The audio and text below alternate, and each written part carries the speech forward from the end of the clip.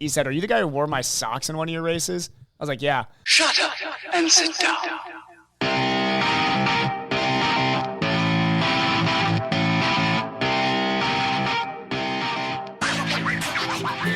I'm not looking for laughter. I want groans. I want to put my watch on my belt, but I realized it was a waste of time. I am riding my back down the street of cobblestone. My friend texted his girlfriend Ruth and broke up with her. Man, he's ruthless. You are listening to the Dialed Podcast with Matt Legrand, Evan Price, Lance Heffler, and Jake Von During. Silence is golden. Unless you have kids, then silence is suspicious. I burned my Hawaiian pizza today. I should have had it on a aloha temperature. Someone just stole my mood ring. I'm not sure how I feel about that. I went to a party last night and everybody had a cold. Yo, it was freaking sick. I was trying to figure out how lightning works, and then it struck me. I am riding my back down the street of cobblestone.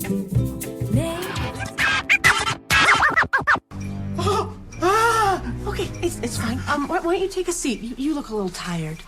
I'm too tired. Like a bicycle. What is happening to me? Hi, and welcome back to the Dial Podcast. I'm Jake Von During, and I'm here with Matt Legrand. What's up, ladies and gentlemen of the internet? You guys look better than Sam Long does. Yes. See? Oh, just Brought hot it back. takes. Just hot takes right Brought it off right the back. bat. Right there. This is all the like pre-podcast talk that now just needs to blend into It has to blend. into the intros. Make it Just blend. right into the intros. Make it blend. It was like, and about those aliens. Sam, so, yeah, exactly. Sam Long did the Arizona race, right? And Yes. you said he did finish. He did, like a champ. And then he's racing this had a weekend. rough Is day. that only one weekend? Is that only 1 week of separation between those Yes. races? Yes. Ouch. That is not good. So as we were talking about before this, I'm calling out Sam Long. This is my one chance to beat this guy. If you wear his He has gear, raced so much. He is so tired. if you wear his Him yo-yo at 10%. stuff, I still don't like my odds, but if you wear his stuff and then beat him. and then beat him, Do I get his company? you I don't know no, if he you has don't get an his LLC on company, that. you get his respect. Maybe he just took it easy this past weekend so he can come blow he your could socks crush off. me. Literally blow Yeah. your socks off Literally because you're blow wearing your his socks. socks. Take my socks away. He from wants me. his socks back. Yeah. I would. He should not. He's not gonna show up. You don't think so? If I were him, and I if wouldn't. I was his coach, I'd He's be been like, racing so much. I'd be like, Poor guy sorry, needs an off season. I know that you had a bad season, but call it. Yeah. Call it a season. It's like, dude, you're still a champ. You're fit. Just Yeah. let's roll into 2023. I could also see him doing the opposite, being like, I am fit. I have not shown it this whole season. I wanna need win. one. Yeah. I need a race. I need to win. What behooves somebody to keep going this late in the season if you're Yeah. having bad race after bad race? Is it a paycheck? Yes, this race, I actually think a paycheck for a lot of people. We joke that this is like This is Christmas shopping Indian- for Indian everybody. Wells. Indian Wells is just Christmas shopping for guys. I mean, and this field is stacked. It's stacked every year. You got like all these random ITU guys that want their early qualification for 73 Worlds, and then just like a bunch of guys that have had either like kind of a disappointing end of their season, and they're like, screw it, I'm gonna go. Who are the big names? Smash. You got Besides Sam Long. Lagerstrom, Sanders, yeah. Matt McElroy, Bart Arnault, Jackson Laundry, That's a good list. Sam Long. I'm missing people. Trevor Foley. I mean, you've got people, just fast people left and right. That's There's a like good- 52 guys on the start Didn't list. Lionel Sanders race against you in that race last year? I mean, we were in the same race. I wouldn't say we were It racing. looked, from the videos that I From- saw, you guys were close. We started toe to together, toe. and then we both ended at the same point. And there was the French guy that got hit by a car or something like Vincent that. Lewis was Vincent. there. Yeah. Vincent will not be there this year, but yes, He's Vincent like, Lewis was there last no year. thanks. I'm not going back to that Right. race. I mean, after a full ITU World Championship season, I think he probably needs to not race. How did he 73. do at the World Championships? Oh, we will talk about that in Lance's bit. Oh, okay. We'll No steal spoilers. Lance's bit. To Matt's left, Mr. Evan Price. We're all drinking coffees from Matt Legrand here, and I just Coffee Shack. I know, and I'm also, on my which Arizona tea is this? How big is that? The How- half and half. Okay. Oh, this is just enough. Is that That's what this is. Is that a gallon? Is that a I gallon think container? it is. That's a fancy can. Is For that Arnold 99 Palmer in cents. there? It Is is. that who that is? For 99 cents. Look at that. Or no, wait, it's 23. Arnold Palmer. Yeah. Arnold Palmer, and Is it an Arnold Palmer? Or is it it got is. Yeah, well, iced that's tea and lemonade? That's what they say. So Huh. Sweet. yeah. My kids like those. Oh yeah, they're not bad. delicious. They're delicious, and they're 99 cents still. Hey, how about a quick back pedal? 99 cents. Wow. Yeah. What's your back pedal, Matt? It's a gallon. Oh, back pedal. That's a gallon. I don't have much back pedal. I have been running. Cross country season's over, right? I think I did at least 10 miles of running this past week. That's like high mileage for Who me. saw you out there? Did Cassie see you out? No. Who saw you? I don't know. somebody saw you and they told me they saw Matt LeGrand. And I was like, yeah, he was probably running. They're like, yes, he was. That's what they Was call this on it. Heritage? What kind of A a lot of pace heritage. are you running out there? Okay, so 5:30 for my long run, which was 5K, per kilometer. I ran like 10 minutes for the first mile, 8 something for the second mile, and 7:20 something for the third mile. But I was pushing. See, I still hurt. think It hurt. I Actually, still it felt think like I if- was going like 5:30. Yeah, it's I still not think 7:30. if I was like Matt, you're gonna lose your kids if we don't run a sub 25K and I'm Yeah, on the bike. that's you, right you, in you there. can run a sub. It's right in 25K there. It's like still. where it's like, you might okay. die after, but you could do it. I don't It's think I still could do in it you. actually. It's still in you. I'll tell you what. That's like I was running 7:30s for that mile, and I Yeah. was like, "Ooh, this does It not was feel stinging. good." Yeah. It's crazy because that's It's crazy how quick it goes, isn't it? I mean, like Yeah. I've even like I think of in the past of the couple injuries in my life, just only a couple that have come off. I remember coming back and like you're on 7:30 pace and you're like, no way, this should not feel hard. It's and amazing, it does. And it you're feels like, so hard. This is significantly slower than I ran a marathon. How is that albatross of a lower leg of yours feeling today? It's still attached, still good. I mean, it hurts a little bit today. Hey, if you're but I moving think in the I'm okay. sevens, that means it's strong. You just got to respect the rest. That's the only thing. Yeah, Gotta I think it's respect. okay. I mean, I would like to kind of stick around 10 to 15 miles a week for a long time, probably. I think it's a good spot for me. And then Zwifting a little bit, which has been fun. Actually Zwifted with my wife one day. Oh, nice. That was pretty cool. Will Chris And never do an Ironman? Do you think? No. No. Will she No. ever do a triathlon with you? Do you think? She would maybe do a triathlon. She's done triathlons in the past. In fact, That's she what I did a was wondering. triathlon Yeah. before I ever did. She was probably way better at it than you. Oh, too. yeah. Way better. Yeah, was barely trying to. But she doesn't like the open water swim. She Don't doesn't blame her. like to Yeah. swim in general. And she's a little hesitant to be biking out on the roads just for safety reasons. Yeah. She likes, I mean, running is such a She's smart. got way more to lose than you two. She does. Yeah. I mean, all you have is that YouTube channel. She's got like a whole family. She's got a whole family. Yeah. But she, so I don't think that she would really be pumped. I mean, I think if it was like, we're all training for a triathlon, like her friends were doing it. Yeah, then she we all would go do do it. like Blue Lake together or Yeah, something like then that. she would do something Yeah. like that. But she probably wouldn't should convince her to do train Blue that Lakes. much. Would she for do it. an Xterra? Riding off She like road, mountain bike. and then the swimming would Maybe. probably be Swimming would be the same. Yeah. Mountain bike. Xterra's fun stuff from Trail what I've running. heard. It's just like you kind of got to mount. You got gotta to be train a decent mountain bike mountain because some biker. of those courses are actually deceptively pretty tough. Yeah, I think that's the thing. I think if we could find like a course that that you're on trails, but it's not like tame, technical. like just like a gravel Xterra I kind had- of thing. Yeah. I had talked to a guy who races be Xterra, and he never does that well in those races, and he's a great triathlete. And he did say that Xterra's thing is that you needed to have been a mountain biker at some point to be So good at Xterra. if you capitalized on the gravel scene blowing up right now and everybody getting Oh, a yeah. gravel bike, you could do so well. USA in the triathlon Trail world race. with USA, Gravel tri-race. yeah, I think they had like one of those. I'm not sure how it went, but I agree. I mean that should absolutely be the Are there- direction they want to push. Is there like any sort of gravel road out at Hag Lake? There's a mountain bike. There's mountain There's biking. mountain I couldn't speak to that. Because that's where they do Yeah. the Xterra race and they do the like Hag Lake Trail thing, whatever they do. Yeah. I'd So. have to imagine that there's some sort of gravel road out there. It's Gotta kind be, of out in the right? hills and mountains. and We whatnot. could something. for sure do an Xterra course just around the Vancouver Lake Frenchman's area. Like that cyclocross course, we just turn like that time. I mean, it'd be a brutal course. You'd probably tell people like you can bring a cross bike, but you might need a mountain bike for this. Is there? Yeah. Is there a way that you could get onto that? Some of those like gravel roads that just go through the. That's what I'm wondering. Right. I'm pretty sure that me and Across- Dustin did across that from once. the park. Yeah. There you can go out on. Dustin took me on an adventure once, and we ended up in somebody's where all like the- farmland. Lance basically. and I have done it Yeah. before. You are Yeah. poaching a little bit, but Yeah, that's Yeah, what I was thinking. that's what we realized all of a sudden as we were out there. We're like, I'm pretty sure we're on somebody's property right now, and that's And they do a lot of like birding and stuff out there. yeah, yeah, Oh, there's yeah. that too. I do look like a bird sometimes. That's true. Yeah, You do put a like little feather like in your a large helmet. goose. Yeah. Yep. Yeah. Yeah. So nothing too crazy as far as training goes for me. Just the basics. Sweet. And Keep Bryce. taking over. That's really good news, though. I mean, the running is like that's Yeah, I mean, that's awesome. Yeah, I think we both talked about it's it. hard I to know- think like 10 miles as being like a marker where I'm like, that's good. That's a good Yeah. number. But whatever. but like I mean, remember when was the last time you ran consecutive 10-mile weeks? Well, I was talking to my wife about this because she actually has run with me a couple times. So my mom was in town visiting for Thanksgiving. And so Chris and I like went for some, we did some things, like we went running together, I think 2 or 3 times. And we were talking, and I was like, this time last year I was struggling to walk. Yeah. And Absolutely. So this is when it was like, I got to do surgery. I got to do something. Yeah. So it's been a while since I've done a 10-mile week, right? It's been a year.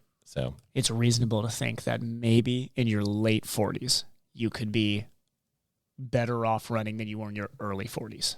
That's a reasonable the thought. The bar is low. Yes, but that's all that matters is that you could say that you were better in your late 40s than early 40s. Perhaps. That's why I tell Josh all the time is Josh is fitter in his 40s than he was in his 30s. Yeah, I know, right? That's crazy. It is. It is. Yeah. Yep. Nuts. What about your back pedal? A lot of anything? swimming. So much swimming. Oh, really? Just Okay. all the swimming. A lot That's of good. intensity. Feeling very good in the pool. 6 days a week? 5, 6 during the bigger build, 5 this last week. But it was 5 with like 4 of them had like a very structured workout into it. So The water at Indian Wells is cold, right? very cold. Right now it is extremely very the morning of there's a chance it's gonna the air temp will be in the 40s. Which I was talking with one of my buddies there. I was like, I hope it's 39 coming out of there and it's like 58-degree water. Because all those South American guys will be freezing to death. True. I'm usually boiling at that race and dying. Like, I'm the Pacific Northwest guy that's like, oh my God, I can't race in this heat. The hottest it's going to get on the run is going to be like 67. Ooh. How does Sam Long do when it's I cold? am pumped. Actually, Sam Long does super well in the cold. Uh-oh. Oh, yeah, because he's a Boulder boy, so he used to like mountain bike in the cold, like in the snow Gotcha. up there. So he's going to love that. Lionel Sanders will not love that. Even though he's Canadian, he hates the cold. And there's a ton of guys there that do He hates not the do cold well in and the cold. heat. Yeah. he needs it perfect. He needs 70 on the dot, perfect. 0% humidity, ambient temperature. I think you need like gloves or something.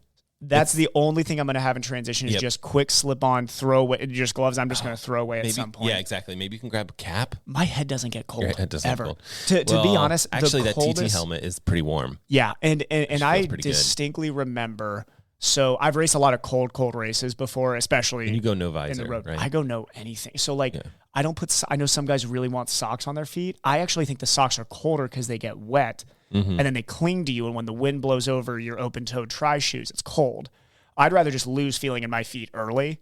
So like when I did Best in the Start West, to feel them again on the run. yeah, it was 46 degrees when we came out of the water in Best in the West and pouring rain. So not just cold, it was like you were just getting drenched. I didn't put it was me and the tri kit. Hopped on the bike, went, and I felt great that entire bike. And then still to this day, my best run off the bike because my core temp never went up, and I'm fine with being cold.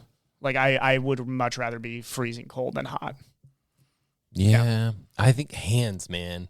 Your hands just hurt. Hands are the only part that I'm going to On the have bike. gloves there because if I get out of the water and I think in my head like, man, my hands are cold right now, I need to throw those gloves on.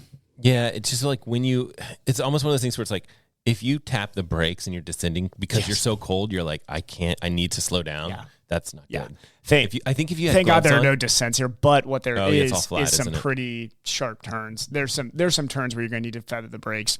I think So I'd it's rather going to be be able to worth feather the having. brakes. You could have gloves that you could toss. Yeah. And you could wear them for half the run. That's- half the bike. That's exactly what I'm thinking. And you might too. wear them the whole bike. Who knows? I don't think like the arrow penalty. I think it's just. You're going to sign those gloves ahead of time and throw them to some like adoring fan? Yeah, there's There a you lot go, of those yeah. out there. Here you go, kid. all those golfers in Palm Springs that absolutely hate our guts be like, here you go, bud. I know you're yelling at me because you're a fan and not because you want to kill me. Don't you know who I am? Yeah, I drink Arnold Palmer's. You're a golfer, right? Yeah, we're best friends. But yeah, a lot of swimming. Run legs feel great. Just got to go race. It's getting to the point too where it's just like you just get excited to. I'm racing less in training, which is great now. Yep. We're at the end of like a huge. I haven't taken an off season. It's been like me and Josh were talking about this. It's been almost 3 years of like very continuous training. Whoa, what is your coach? This is going to be where the real conflict is. This is when you probably what I'm going to finally talk about have to- next. We're going to have to talk about because You're going to take an off. Oh yeah, You're going to take I a break, and I your know coach is going to tell you to joke take a about break. this stuff, but I really like. I mean, I'm mentally right now like I want to. If there was a race 2 weeks from now, I'd be pumped right after. I'd be like, great, I want to race again. This little break is. I really do not want to take a break from training because that means I got to. What's the schedule? I got to pick up woodworking or something. Then Did he talk to you about that? No, we haven't discussed it yet. Okay. I asked him to, and he's like, "No, we're not going to talk about it." Till Seriously, after though, what would you do if you had like 6 weeks off and you're not allowed to train at all? That's a ridiculous amount of time. He's going to be beating his head against the wall for the first 3 days. I would Whatever. probably be reading a little bit. The one thing I really would do, there's some stuff with coaching that I've wanted to get organized, like kind of start writing up some stuff. I have a big How about PowerPoint that a I hobby? give out. Do you have a hobby other than I work, really don't. coaching, and training? I have no hobby that's not related to triathlon in some obscure way. Because even all the PT stuff I do is kind of related to endurance sports. Like, I mean, all my reading is still like old cycling books and stuff. I really don't have any hobby outside because even like working on bikes, I enjoy doing. Yeah, but that's also still related to realm. that still falls under that realm. Maybe that's a podcast we need to do one day. I need to find a hobby. for I Evan. really do need to find a hobby. Yeah, because I mean, like I've thought about some things like Go start a YouTube channel. oh god, that would be. Don't do that. That's like oh god, you would suck at that. Don't do that. No, you'd be great. Actually, you'd be great. I think the only problem with that is I would start that project up, and then as soon as I got deep back into training, it would be I'd be that guy who put up like 4 videos and then just crushed it for 4 weeks, and then just had nothing for like 7, That's 8 fine. months after. Yeah, I do. There are some things. God, this is more triathlon related. There's something with why that I'm actually working on that I won't talk about on the podcast just yet, but I think would be really cool. That I'm considering kind of throwing myself into a little bit. But yeah, outside of that, I really enjoy, like with the time off, I'm really going to dive into making my coaching as good as I possibly can. Cause I'm really enjoying coaching right now and it's going well with a lot of people. And I really want to like make sure it's something. I've even considered bringing in somebody to kind of help me out a little bit. Really? Younger guy. Yeah. And we'll kind of see how that goes. Would you do that if you had, 10 more athletes or something? Yeah. I want to be able to feed him first without just saying like, hey, come on, and then not have anybody for him. But you're like, sorry, I can't feed you. But I know with 2023 coming around, I'm going to get, like, because I'm pretty close to my cap. Like, every single time I say it's my cap, I add one more person. Yeah. So I'm kind of like to the point where I would love to just have somebody under me that we think similarly off of. Yeah. Fun. But yeah, that's basically the back pedal. Good one. I too did a lot of indoor riding. Yeah. On RGT though. And Oh, I did ride RGT. with my wife on RGT, which was kind of Wow. cool. Yeah, we did a ride Thanks. this past weekend. What does RGT stand for? I don't know. I was wondering that. I knew this at one point. I was wondering Really that. good I trainer? don't I don't know. Really good training. That might be it. Really good I training. swear, I knew this at one point. We'll like have to when- look that up here in just a moment. When Wahoo bought them, I think I was like one of the things that I looked up, and I can't remember what it is. Yeah. Then I did the Thanksgiving Day gravel ride with some teammates and friends, and that was a blast. That was the only day that I kind of got after it just a little bit. We were, doing our normal little gravel thing, and my hip has still been a bit of an issue. It's just still there. Still need to go see the doctor, and but it's been like making little incremental, steps towards getting better. But anyway, long story short, we were coming back on the gravel dike. And we had a little bit of a tailwind, and if you want to get certain segments down there, you need a little bit of a tailwind. Sure. You're just not going to beat the KOM on that. So the one segment pops up on there, and I'm like, I'm going to go for it. So it's counting down. I'm like, started dropping the hammer, and it's doing the little countdown, ready, set, go, and I go, and then it shows you how far ahead or behind you are of the KOM. It's like you're 1 second ahead, you're 2 seconds ahead, you're 3 seconds ahead. I kept like pushing it up, and I think it was like a 1.5 mile segment. Got all the way to the end of the segment. It's like you're 10 seconds up on the segment. Cross through is like, woohoo, you get the KOM. I'm like, sweet, that's good. I got it up by 10 seconds. Went back, and Strava's like, no segment for you. It said that like it was. Did they say you stopped early or something? I don't know, because the head unit, the Wahoo that I was Says that using, you got it. It didn't even say that it had started. It was giving me the lead into the start, and so I went through the whole segment, did the whole damn thing, and then it says you got the KOM by 10 seconds, and I came back, and it should have been like 5.5 minutes, the segment. Yeah. And Strava said it took me like 13 minutes. I'm like, that's not odd. right. And I here's the wonder- funny thing is like one of our teammates, Chris Hull, was with us out there. Yeah. And like we left, and I was the first person. I didn't draft anybody. I was the first person to leave, and everybody kind of got strung out a little bit, but he was the next closest And person he to me. got it, right? No, he didn't. But you saw his he was time. second overall, but he got a registered time. But we both started from the same spot, so I don't know what that GPS anomaly is. But that kind of Just like sucks. dropped you at the it was like the GPS dropped you for a 6-second period, which is right at the start of that segment. So I wonder what that is. You could probably figure it out from the Strava gave file me or a something. I like don't 2 know. weeks ago. Strava gave me a mountain bike KOM, which must have been right next to a road I was on that's awesome. because I took the KOM by like minutes, which clearly not fair. Very not fair. Where So was it's that like- at? I think it was actually around Lacamas Lake. Interesting. I need to flag it Flag and it. take myself away because it was like a 21 mile an hour average, and poor second place was like 13. And You're I'm like sure going up. I'm sure that guy rode his butt off to get that 13 mile an hour. So. Interesting. Just your GPS coordinates were just off a little bit. Yeah, it was like just barely off. Yeah. Cool. Other than that, though, it was just a nice week. Christmas threw up all over my house. I think Matt was saying Oh earlier. yeah. Evan, check this out. Hey, Matt, Day after Thanksgiving. How tall is your Christmas tree, Matt? Oh yeah, Did you come to my house last year? I have. Yes, I remember from last year. Do Is it you the remember same we had a tree? massive Yes. tree? Okay, Yes, I so remember that tree. we thought it was funny to get a massive tree last year. And by massive, I mean I have like a really open living room area. It's like 2 stories tall. How tall is that? Like 20 feet? It's basically, so we measured it at 18 feet. Yeah. And so this year we also didn't want to miss out on like having a ridiculously large tree. Yeah. 17 and a half foot tree. 17. Right. I had to trim it down. It was 21 feet, and we trimmed down the tree to make it perfect. Perfect fit. Christmas vacation. Where'd you get it from? Yeah, seriously, that is Christmas It's vacation. massive. Where'd you get it from?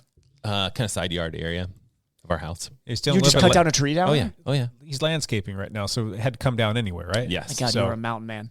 I know next year I'm really upset because then I'm like, okay, we're out just of cheap. just We go random to trees. we go to the Christmas tree farms and then just cut it down. That's what we used to do But then I too. feel like, they give you the saw and you're like, oh, look, I'm cutting down a tree. And then you just, But you get photos. It's like, I love that too. Like, we've Yeah. always gone to Christmas tree farms right after No, that's Thanksgiving. way and it's been cooler that fun. you do it in your side yard. But the biggest. Is the HOA going to come after you, though? Yeah, absolutely. They actually listen to the podcast. Like, we need you to put the tree back. The You biggest need to put it back. trees at the Christmas tree farms are like 8 feet tall.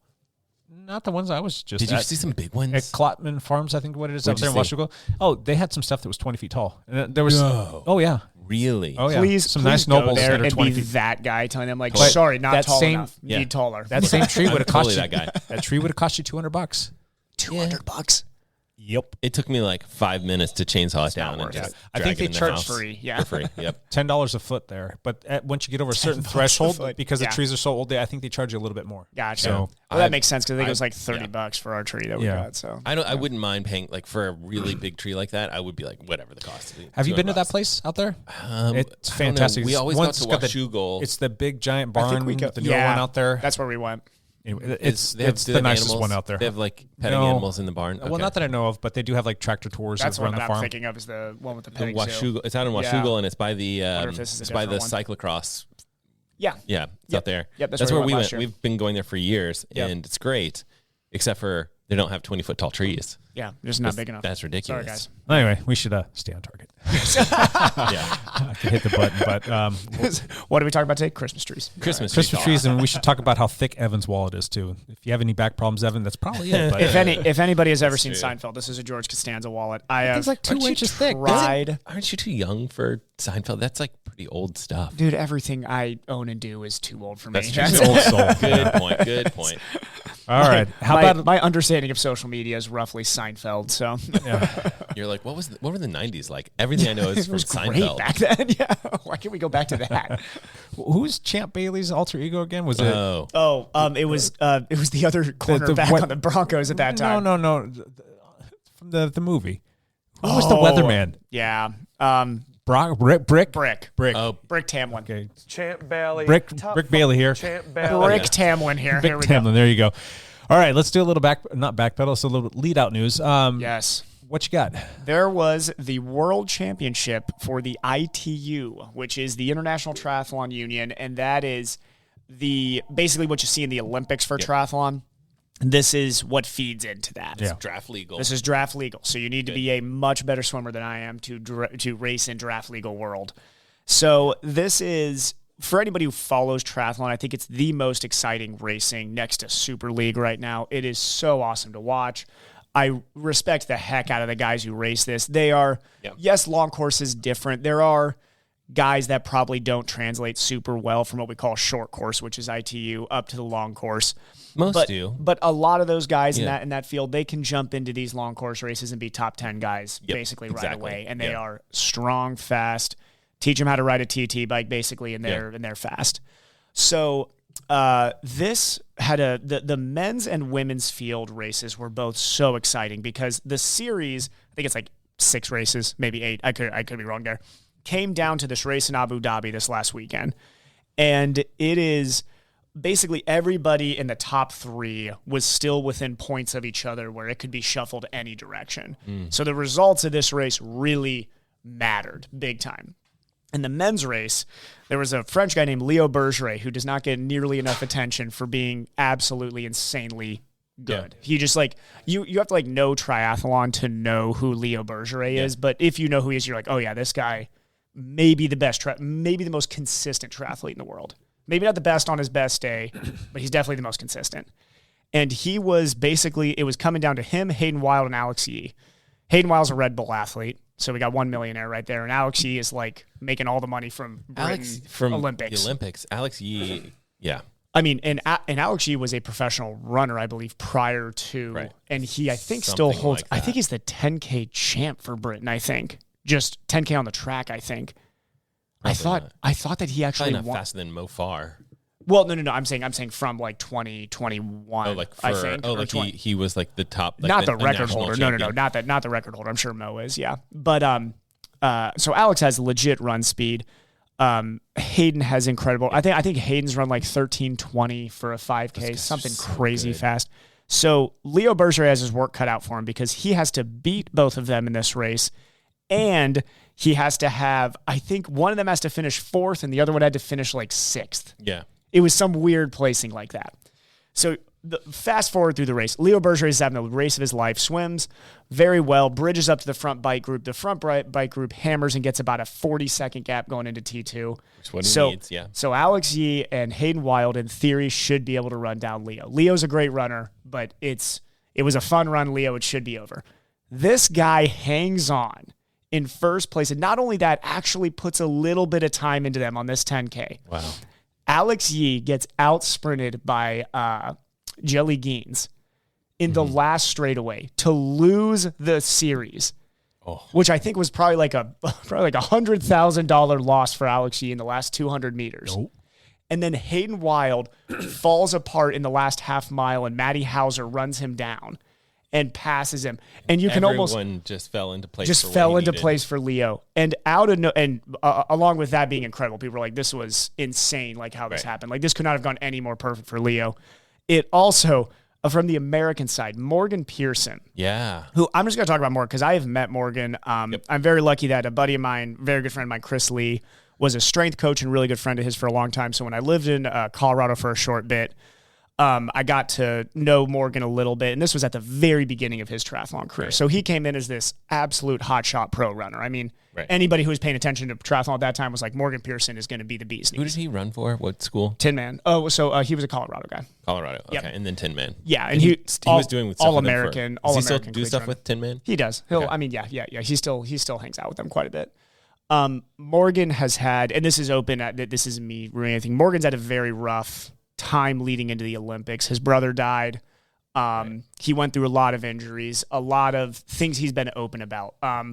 At the very top level of the sport, I hope people understand there is a lot of very tough mental things that these people go through when we're talking about the Olympics. I know Michael Phelps was very open in a documentary about this. I think Morgan went through something very, very similar, and he hadn't raced in a super long time until 2 weeks ago. And he comes back from many injuries. He just has not been able to race since the Olympics, basically. And that was crazy because going into the Olympics, he was even a favorite to maybe medal and then had a really bad Olympics race until the relay. He did very well in the relay.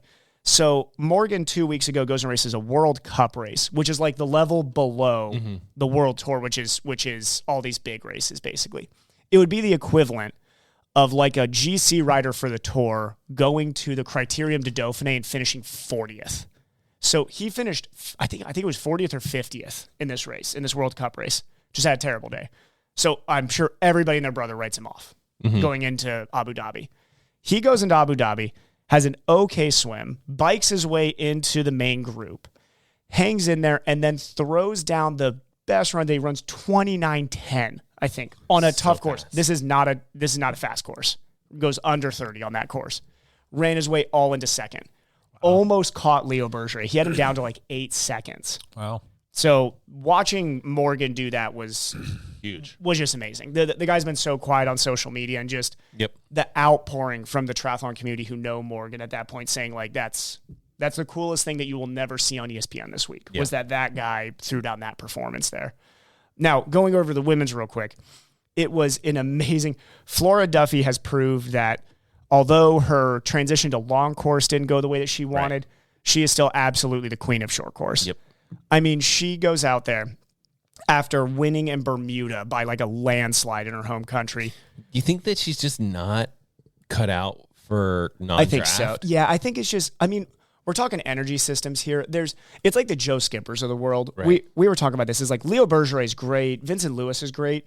If I was those guys, I wouldn't be confident I could go and like beat Joe Skipper at an Ironman. Right. You know, it's just like, now Joe Skipper would fully admit that if he went to Abu Dhabi, he wouldn't doors blown off. He would get his doors blown off. So it's just different energy systems. Flora does great at both distances, but is she like the best in the world at long course? Clearly not. You know, I don't think she's there. But when it comes down to how to race draft legal Olympic, she's incredible.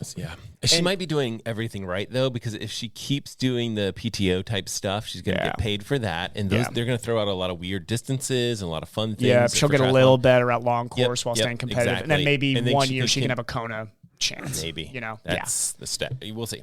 That'd be great. But yeah, That'd be great. People like she's her, amazing. She outran Georgia Taylor Brown.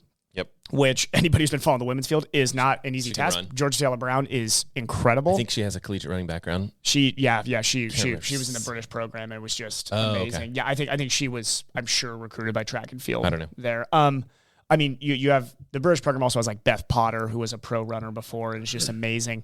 So you have all of these very, very fast British women, and then Flora. It's just like Flora's crushing it. She absolutely is. From the American side, you had Taylor Spivey in the top 10 there too, which was great. She's been consistent all year. I forget where she was somewhere in the top 10 overall. But it was just a really, really cool weekend of draft legal racing. And now we got like nothing to look forward to. We got Palm Springs and it's like this dead zone. Yep. So we need something. We're gonna watch you. Everyone's watching you race. Chris McCormick, we need you to come up with something. I think everyone's gonna watch your race. I think so. I think that's what's up next. It was What's your bib number so people can follow you? 23. Bib 23, people. Yes. Punch it into your Ironman tracker. Exactly. Did you guys watch any cyclocross racing this past weekend? No, I did not keep up with cyclocross. MVP won some race. I was going to say, did you happen to MVP know won? who came back and started racing cross again this past weekend? That does not surprise me that MVP is going to And he win won. that first one back. Yeah, he just wants to make sure that he's ready for Worlds. Who knows? He just wants to make sure that everybody remembers he can still ride a bike Don't fast. forget. So, yeah. Yep. So the Holst Cup, he came out and he won that. And let's see here. I don't know. I don't even have like the full thing up, but just kind of fitting. I'm really looking forward to seeing Wout come back in a couple of weeks. They're going to have that full week-long race every single day Yeah, thing. he was going to plan on Really? racing the entire Pitcock, I believe, is going to be there, and there's a few other hitters. That's going to be something. Pitcock's been racing I consistently. would pick him over those two, which is a weird. Pitcock? Yeah, Really? I know he loses to those guys time and time again, but he just seems. Yeah, but he's coming into his own right now. he I think, is- yeah. Yeah, he's steady. After a rough 6-month period, I know that he in the last couple weeks he's burned like, out. fit. Yeah. I think he's burnt out. Yeah. He was He burnt said out. he was Oh, he burned out. was. Yeah, and he's Okay. just now kind of getting his I think he's kind of back into his groove now, but We'll see. yeah. I don't think there's any way on this planet that he beats Wout. You don't think so? No. Wout's going to come back and kill I everybody. think he's going to beat all of those guys handily. know. Would not But be that's just surprising. my Yeah. 2 cents. He's just It'll be fun to watch. he's a freak of nature. Yeah, I mean, So- if Wout comes in and wins, I don't think anybody's going to be like, wow, that's shocking. I'd be like, of course he's still. How many years can it end up being like MVP Can he be this and good? Wout? And Yeah. I don't know. But that's a great question. How long can those two it's been a dominate? long time. He's not going to go to the World Championships though, so it's going to be. Is that what he said? And Vanderpool's probably going to be the same thing. He was burned out last year, so he's going to probably trim back on some of that. So Well, then and that's just going to MVP leave the door is- open for Pitcock MVP again. has run into types of injuries that to me more reflect. Was it a back injury or long-term. something? They're Well, more he- reflecting long-term slow burnout is kind of what those are reflecting. He was still battling that back injury he had from the fall. Olympics. Yeah. Yeah. So, yeah, and he had a rough. little bit of a setback there. But anyway, that's kind of fun to see MVP come back and win. He's a beast. He's a beast. It's going to be a fun next year. It's going to be interesting to see who chooses what in the road calendar. Yep. Definitely. It's going to be such a fun tour There's a to lot watch of this year. very I am talented- so looking forward to it. very We're going to have to do talented more of riders. those live broadcast things of Oh, yeah. watching those and doing the whole Oh yeah, that was fun. commentary as we go. But anyway, hey, you guys, you know what today is? It's podcast number 250. Number quarter century. 250 podcasts. Does that mean that we've been? Thousand, not quarter century. Does that mean that we're Thousand, like coming yeah. up on 5 years or something crazy like that? It'll be 5 years. This, I think it's like late April. Early I feel May, like the somewhere. podcast We started in the spring, is the same age as my YouTube channel. It's I about feel that. like Yeah. it's like we started those Oh, roughly is at it the same really? time. Mm-hmm. Yeah, because when Jake was like, "We're going to start a podcast," Yeah. I was like, I'm going to start a YouTube channel. Like there was a discussion sometime like in a parking lot of Hopworks or somewhere. We went to Hopworks, yeah. It was Or like maybe in it was January, look at late you January now, that we Matt. talked about it. And, You know, yeah. Look at you now, millionaire on YouTube. Now just, I've got the mill. Yes, there you The go. millions. Couple million Slow followers. creep of subscribers. Couple million. Paying off one guy at a don't time. Double check my numbers. BFFs with DC Rainmaker. Oh, yeah. There you go. Yeah. Hey, Who buddy. would have Hey, ever bud. thought? Yeah. Wahoo's asking you what they need to do on their next project. Wahoo, yeah. You should get DC to come on the podcast with us. Do you That think would he be would give us fun. Yeah, he would. 10 minutes? Yeah, no, he would come on. Dude, let's set that up. He can Okay. gladly take my chair and just be like, "We're doing tech talk. Evan, get out of here." It would need to be a tech talk. Oh, of yeah. some sort. We'll talk about whatever we want to help promote him, or I mean, not that he needs more promoting. I think everybody around the world knows. Yeah. who He would definitely call in and we could do that. I'm sure he would love it. And yeah, we could wait for something like the whenever Garmin eventually updates their like 530 830 combo or something like Got that. news for you on that, Matt, but I can't tell you on the air, but I can tell you off the air. All It's kinds not of gonna bits of happen. information. So Sounds good. I know nothing, which is good. I got lots of insight there. But anyway, we can get into that later. But let's do something today to kind of celebrate 250 episodes. We're going to do a little bit of a hot seat, but it's going to be something where we're going to come around the table and we're going to ask each other something about the podcast relevant to 250 In episodes. the last 5-year window. Yeah. A lot of open questions, Matt. Matt, Should be able to come up with something. Matt's going to go last. I'm going to go second last, and Evan's got something that's just like eating a hole in his pocket here. So I thought we were going to make Matt go first. Just so let's we do had it. to come up I'll with go something. first. Okay, Go. go. I If you thought got you didn't something, have I got an something easy yet. one. This is just I'll go second. okay. Go. What are we going to do that's going to be big Uh-huh. for our 300th episode? 300th episode. I think we should do a live show again. I thought the live shows were fun. Yeah. Everybody gets a car. Do we just make that a thing every 50 episodes? We do a live Check episode? under your seat. There's keys. Every 100 episodes. Well, that's, I guess, yeah. Can't do 50. 50, We that'd be missed like 250. once a year, though, is kind of what I was getting at. I mean, know, it's that'd not be cool. 52 weeks, but I don't know. But yeah, absolutely. Live show, those were Live We show could, for 300. we could do a live show this winter, too. Because I feel like for everybody, just, like... We need an excuse to do We it. need something not monotonous this winter, because everybody just like, there's like cyclocross is done. There's nothing to watch there. The road season hasn't started yet. They can come watch the You podcast. can watch a podcast. This is the only We could time. do that. I mean, it doesn't have to be. It would be like some random number, like 265 or Make it a something. pizza party. Pizza party. Is that what we did last time? Was no, it we pizza did party? I the can't remember what we did. bar. Oh, yeah, that no, we was did way one more fun. here. Yeah, we did one here at Yeah. the lab. That was fun. We had Yeah, good that was- food. I forget what food. Was that Christmas time when we did that? Yeah, we did it at Ben's Bottle Shop. We did one at Yeah. Ben's Bottle Shop, Yeah. which was actually really cool. I remember that one. I'm talking about the one we did here. The one that we did here, you and I did a video. Yes. about, like, Oh, how yeah. to We become did a the pro. wetsuit video before. Yeah, how to become a pro triathlete. Yeah. Wetsuit giveaway. And then we did podcast, which I thought was pretty fun. Yeah. We had the whole space out there, which Yeah. would be hard to do now. That was right when Jake moved in here. I remember. It Like was, right after. He Yeah. was literally hanging up stuff on the wall. Like he Yeah. was like working on Yeah. the wall. That was you and Ian were like cutting, or was it Ian? I forget. it was. Somebody was here like cutting Kurt wood. Kutchko and I were Kurt, hanging up. Yeah, we're doing Kurt this was. decorative wall thing. But I don't know where we could do it here now because we've got so much crap inside here. that's So many true. bikes are everywhere. I know so where we could do We it. did it at Matt's house. there is that too. Like, I think if we have 50 weeks to figure it out. Well, maybe as soon as we cut that wall open, maybe we can make that That's a when thing. that's when we 'cause do it. Part of that space will be Oh, dedicated. it could just be a celebratory Cutting down the expansion wall. podcast. We'll come up with a You're reason. smashing the wall on the podcast. Ooh, Like here, we're just gonna have sledgehammers. audio of this. Okay. Kool-Aid Some intro thing ASMR there. stuff. or Anything whatever. else? Yeah. Anything else for my hot seat question? Well, where would we have it if it wasn't here? Would we just do another restaurant? I say if we wanted to do it soon, we would do it at a restaurant. Sure. Yes. If we wanted to do it Ben's Bottle Shop in is always the awesome. vague future, we'd do it like next door. Yeah.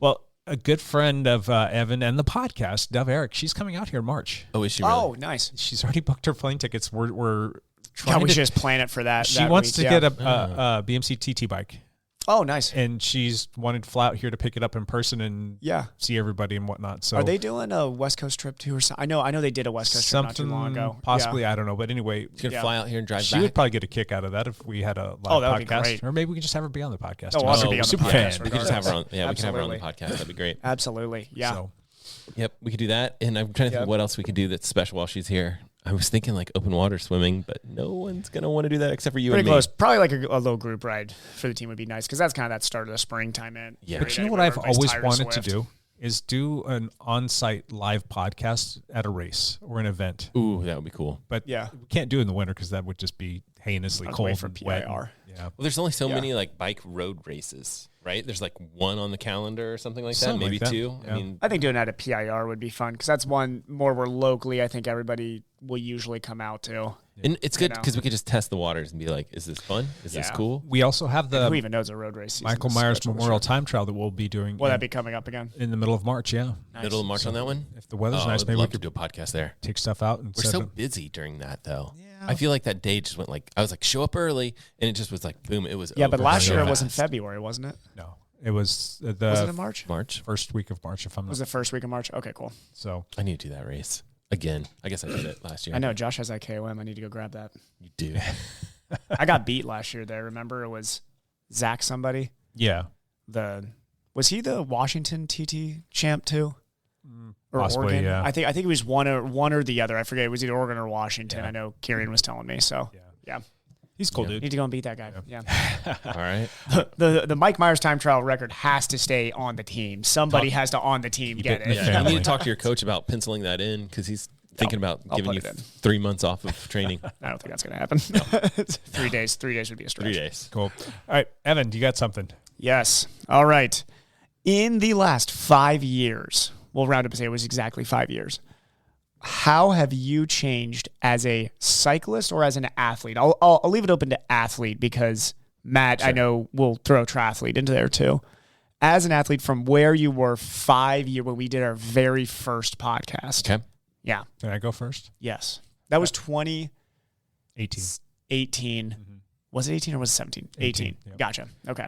April of 2018. I've gotten more broken. Me I've too. gotten Got fatter. hit by a I've car. gotten slower. I've gotten older, and I sleep less. Do you sleep less than then? Because that would shock me. I remember at Although that time you weren't I sleeping did tell much. Matt before the podcast, I feel amazing today. You want to know why? Did you sleep? I slept for 8 hours and 3 minutes last night. That has not happened. Awesome. I can't even remember the last time that happens. I actually feel almost normal today. Yeah. Yeah, I'm not like over here like stumbling over myself and like beating like my head against the wall Yeah. because I'm like trying to wake up and 8 hours Yeah. is the greatest thing ever. It is. That is sleep the is only an amazing. that's the only cure for recovery so many tool things, that yeah. is completely unbeaten. I think sleep. You cannot cheat sleep. Sleep is the Oh, best. it's the only recovery tool. Yeah, it really is. When we first started this podcast, I got my mandatory upgrade to be a Cat 2 road racer. was right around so I had that to go time, race yeah. with the 1-2s. Which That was before you had that race where you crashed, right? In the sprint. yeah, that We was started the podcast prior to that. exactly. Yeah. So that was a crappy ending to my first 1-2 race. That was like right after we started the podcast, wasn't it? It was close to it. Yeah. Yeah. So we had that, and then I was going through the recovery process of healing from that, and finally got back into riding and was out doing a training round with Sean, and that's when we got hit by the car. Yeah. And so like my very short-lived, That was very all that brief summer. moment of being a Cat 2 roadie was, Yeah. like I said, short-lived. So didn't end well, and What was that race? That was a cherry pie. cherry pie. Yep. Gotcha. Yeah. It was like 70-something miles or something like that. So Yeah. I was just ecstatic to be still with the field coming into the sprint, and then ecstatic to be in a good position and knowing that I still had legs that I could throw down and kick, and I was in a good spot. Yeah. And then those guys locked bars in front of us and went down, and I hit them going like 34, 35 miles an hour and flew over the handlebars. Yeah. Yeah. If you ever want to see that video, the finish of Yeah, that. you have that video, don't you? Well, it's up on our podcast, Instagram. If you scroll to the reels and scroll to the very bottom, you'll see that video. And one person who flies the highest and their feet go through the air and they do a big flop on their side. That's me. God. Get up and walk out of the way. But yeah, How was the bike after that? the bike itself was good. The front wheel was pretty. Tacoed, yeah. It's not taco, but I broke a couple spokes Yeah. in the process of doing that. Other than that, though, it was just bar tape was a little scuffed up and the saddle was a little scuffed up. But I was the one that took the brunt of that. So Yeah. Yeah, like, the frame. The yeah. frame. But you at also least was okay. kind of know how to land a little bit. I feel like you popped up really quickly and walked off. I did. I mean, I kind of like rolled a little bit, Yeah. but it was kind of a flop on there. Yeah. I was more concerned about getting hit by somebody else Yep. coming in behind Yep. me, and so I did like flop and then popped Move. right up to my Gotta feet and move. walked off to the side. Yeah. That kind of sucked. Yeah. But Anyway, anyway, you fall enough during mountain biking. Pretty sure you learned how to. Yeah. That's but again, to answer your question, in the past 5 years, unfortunately, it's been like a slow decline. I mean, I've had some moments where I can still kind of get after it a little bit, and I just can't climb the way that I used to. I don't have the same FTP as I used to. I've gotten Yeah. older and don't recover the same way that I used to. So it's just in that it just so happens to be laid over that time period where you start to really like not fall off as an athlete, but you really start to notice things changing. yeah. So Yeah. This is a horrible question, Evan. I just want some horrible. I just want to rub our question. noses in it. I just That's wanted so some, fast. some So, hot I wanna takes. say Is what I 5 wanted. years ago This was a was- hot seat, not the lukewarm I seat. feel like Matt. roughly you and I met around 5 years did. ago. That's why I And- wanted to bring this up and was for you You and I specifically. ran together, and I remember hammering up Lake Road, the two Yep. of us, At, pushing like, pretty sixth hard. place. Yep. And Yep. now That was right around that time period, it wasn't was it? right in that time frame. Yeah, that was when Derek was still training with us Yep, too. At that Derek time, was training with Mhm. us. Yeah, And so we were swimming pretty consistently then, together. Then at some Yeah. point we swam together for a while, and I could swim with you. I could keep up with you. I could probably beat you in the pool. You and could then in the would- pool at and that then you time. would beat me Yeah. in open water. Definitely. All of those things have gone different direction the past 5 years. I can't keep up with you in the pool, even pushing off the walls. I think Your there's- pool swimming's still good. It's not bad. but Cassie still talks about this with me. She's like, Matt's a much better natural swimmer than you for sure. And I was like, that is a fact. That's it'll be fun to swim with you again because I think you would realize how much better of a swimmer you've gotten. I've changed a and lot, I've yeah. slowed down. My swimming is actually slowed in the pool. It's not a ton, but some. yeah. And then I bet if you had like a good 2-month like swim block, you could probably grab a lot of that fitness back. some of it would come back, but you would still be significantly ahead of me, which would be Maybe, fun. Actually, I think it'd be good for you to do. Because I was actually swimming we were swimming together before you crashed and had Right. your clavicle break. Yes. So talking like injury spiral, you had Yes. like Yeah. that So- one definitely interrupted the swimming. But you actually came back to swimming pretty strong after that for somebody who Yeah. did a number on their collarbone. Right. I think that, yeah. So then somewhere around whatever that was, 3 years ago, 4 years ago, somewhere in there.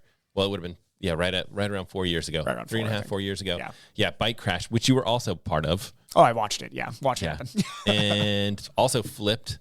Just landed Yeah. on my face first before I flipped, I There's guess. something about flipping your bicycle. It just doesn't end up well usually for And anybody on this podcast. I think that was yeah. I mean, part of me was like thankful not to have to do it because I was training for an Ironman. I think it was Ironman Canada. you for were that training one. for your Ironman at that time. Yep. Ironman Canada for that one, and I was kind of thankful. Like I wasn't really in super great shape. I wasn't Yeah. in bad shape, but I wasn't in great shape. Mm-hmm. I would have been fine, but it wouldn't have gone. It wasn't going to be like a PR or anything like that. Mm-hmm. So I was kind of happy just not to race. Yeah.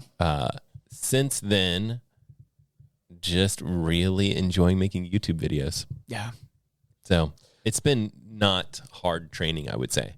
Mm-hmm. So then surgery this past year, there was a big block where it's like couldn't really run, didn't really feel motivated to race bikes or anything like that. Swimming is somewhere in there got decent, but Yeah. not unbelievable. I mean, I'm never going to be a competitive swimmer. So Yeah, I don't think any of us are making that. Yep. Now, I do have a follow-up one to Okay. this because this was supposed to be the one that beat you guys up. Is the question is how has you changed athletically over the last 5 years? Because I knew where both of you were 5 years ago, which is a poorly. high bar. Where has your life changed just in not related to your career or even athletically? How has your personal lives changed? Because you both have, personal life. yeah, We're like not- your we family don't have life. personal lives. my family's doing great, man. My kids are good. They're healthy. They're moving forward. Ethan, I think I have to say, is now faster than me at swimming. Yeah. I think like this is like the line in the sand where it's like he told me he did a 200 freestyle the other day and What it was was like it? 230 or something. Yeah, it's over. Yeah, it's done. I don't know. Wait, was that meters? That was yard. Wait, no, it might have been meters. Oh, if it's meters, it's over. Yeah, I think it was meters. That's I fast. think he went to 238 or something on meters. Yeah. And like practice. Yeah, it's I'm over. like, yeah. So, Yeah. and then it's faster when he does other strokes too. Yep. So it's even worse. So I think it's like, this is the line in the sand where he's finally passing me up as this is like, and I was hanging on to like, well, I can beat him in some freestyle stuff, but no, Mm-hmm. not anymore. It's over. Yeah. So he's, the whole family's doing great. All So- of them got 3 kids swimming on swim team. Both of you have just taken that athletic ability over the last 5 years and it's just been siphoned by your children. They've siphoned our, Yeah. yes. Because I know Jake's daughter is Yeah. like winning soccer championships over here. Everywhere. And just siphoning his springy athletic ability Don't from have, him. so should as just the be like years a go lesson by. should be like, don't have kids. Don't have kids. do You'll be Do you want fine. to stay competitive? Don't have kids. You'll be fine as long as you don't have kids. Oh gosh, I don't know. I don't know how to answer that question. I mean, Both of you still live in the same house. Yeah. At least. That's like, still. We're not I mean, going anywhere. I think that like the family stuff. The hardest thing for me is just coming to grips with the fact that like my oldest daughter's like a year and a half away from leaving. Leaving the home. And Yeah. So that part kind of like it's a little bit scary. Yeah. But at the same time, it just I don't know.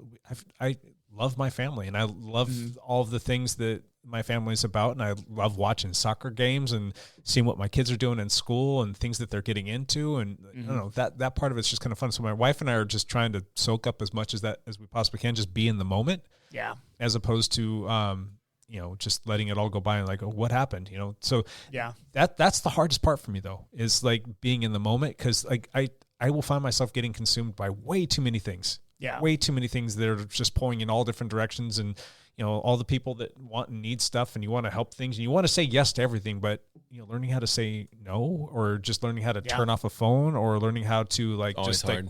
focus. I mean, that's probably what I'm still working on, but that's probably one of the biggest things that I've learned over the last 5 years. Yeah. This whole dialed thing is fun. I love it, but it will consume. Like my wife will tell me, she's like, everything that you do and think about and talk about it all some way, shape, or form It's related to that. But I'm like, Yeah. but these are all the things that I love to do. And she's like, but you need to be present. I mean, This is the problem with doing something that you love as your thing, as a career, as your job. Yeah. And unfortunately, I haven't been able to suck them into it. So exactly. it's not like all three of my kids are out racing bikes and my wife's into it as well. I mean, they all kind of have their own interests. So that's probably the biggest takeaway, is making sure that I have everything stay in its lane. Yeah. So how about you, Evan? You've In changed the a last lot. 5 years? Yeah. I didn't. You got married. Did I meet Cassie at you that met point? you met Cassie Right when the podcast was probably a starting. little bit after that. I don't I think didn't know you think guys were I had dating met for a Cassie while. yet. Yeah. Actually, me and Cassie still always argue about. Actually, no, I hadn't met her yet. I bet you we could go back and reference it We on the always- podcast of you very first talking about because her. it was Well, when you probably dated I her actually for a while have before video. talking about it on the Yeah. podcast. I actually have video of when I met her, because it was when I was at Robbie's gym doing a gait analysis seminar. Yep, I remember And that's that. when I very first met Cassie, and that was when Robbie put us in a group chat together and was On like, purpose? "Hey, Evan wants to talk to you about your run gait," which was, of course, what I wanted to talk about. So, but Air quotes, run I gate. think that was so. If we started this in March or April, right? Somewhere in there, yeah. I think it was like June Uh-huh. when I actually met, or May when I actually met Cassie. Yeah. Yeah. So that was the biggest thing over the last That is 5 years. That was the only thing really for me. Outside of that, Well, you've become a better athlete. oh yeah, much. You know what's funny is my little brother was talking with me about this. That was a year after I'd moved here, so I've lived here for 6 years. Nico and my parents came out to visit after I'd been here for a year, and we went to the Pat Crest race back when it was still in Sun River.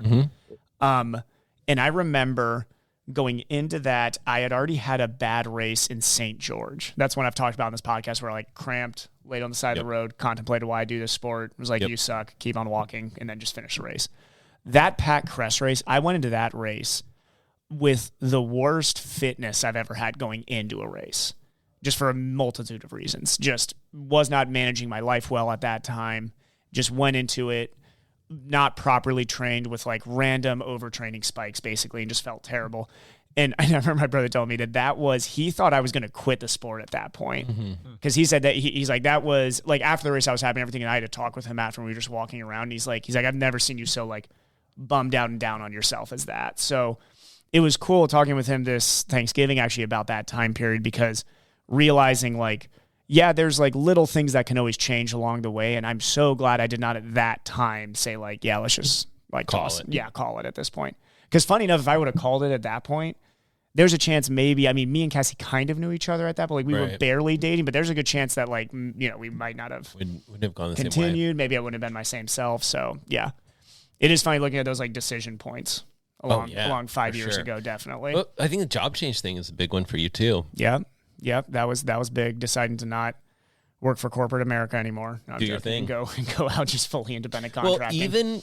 even there was a change while you were like, you went from being, working in a clinic to basically managing a clinic. That was a big change as well. That was a poorly timed right before the pandemic. Not that any of us could have known that, but that was literally me and Jake had this big dream, and then we're just like took a global pandemic to make that a kind of looked at each other and nightmare just at laughed. times. Like, We're what like, are you going to do? Yeah. It was the worst time to That was do also but one it of the also best still worked. lessons for that year I've learned. I learned a lot from Jake during that time period, but also just things I learned from all the people around me, just from an experience. You just learn so much from, and Jake would agree with this, and you remember this probably from 2008 when you go through that. You don't learn a lot when things are going super well. Like I've even thought about that with my independent contracting lately. It's going wonderfully, and I'm like, am I learning as much as I need to about how to run this business, or am I just cruising along and everything's looking good? So there's no reason to assess what you're doing when everything's rocking. It's much better to have that, especially going out on your own. It's much better to have that arrow in your quiver now to be able to use, because it will happen again. Something's going to come up. Something global, something whatever. Something will happen. And it seems like as time goes on, it becomes more and more like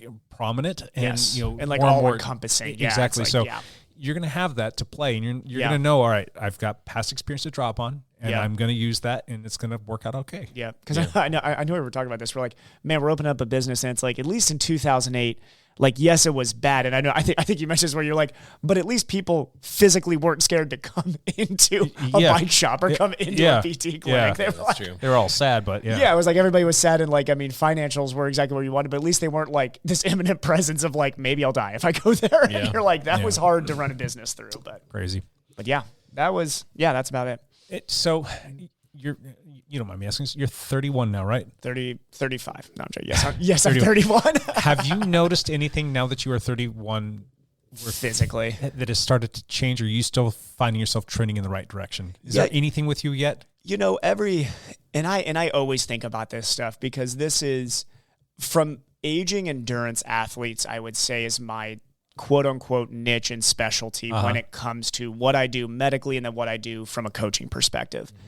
And I think the one thing I've found is that what you gain in volume and aerobic quality of work over a long period of time can potentially override the very natural changes that we've all talked about on here, which is, I mean, a couple big ones are like there's enough research now to show tendons do change structure over time.